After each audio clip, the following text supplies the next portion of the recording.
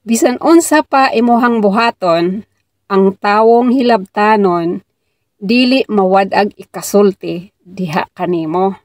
Dautan man na or maayo imuhang gibuhat, kanang ilahang mata ug dila nakabantay na sa imuhang lihok. Dili gyud na nimo makontrol ilahang dila ug bata nga nakatutok diha kanimo. Naka-CCTV ka sa imuhang palibot. Maong pasagti. Ayaw paapikto sa mga hilabtan ug baba diha. Ang importante, wala kay daotang gihimo, wala kay taong gilimbungan, wala kay taong giilad, ug wala kay taong gitumban sa imuhang lihok.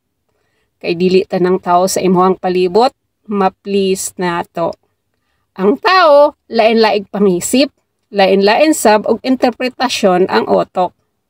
Bisan unsa pa imuhang buhaton, naagyud na sila'y masulti diha nimo.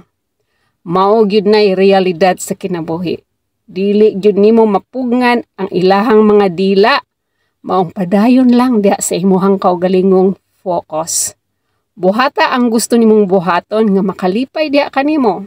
Basta imuhang tan-aw kanang imuhang gibuhat nga makahatag kanimo kaayuhan ug makalinaw para sa imuhang kalambuan sa kinabuhi. Padayon lang. Padayon lang sa paghimog kaayuhan sa imuhang kaugalingon.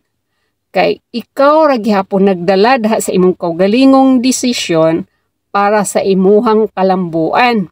Ang importante, wala kay taong giagrabyado ug wala kay taong gipasakitan ug maayo ang imuhang intentions sa imuhang gibuhat. Maunay pinakaimportante nga kahibaw ka diha sa imuhang kaugalingon sa pagbarog diha sa imuhang prinsipyo sa kinabuhi nga wala kay gihimong dautan ngadto sa uban. Kay ang tinuod, walay laing tawo makatabang sa ato ang pag-angat sa kinabuhi kundi kana ra gyud ang imuhang kaugalingon. Maong buhata ang imong pagpaningkamot, imuhang pagsakripisyo kay dili na sila makatabang nimo.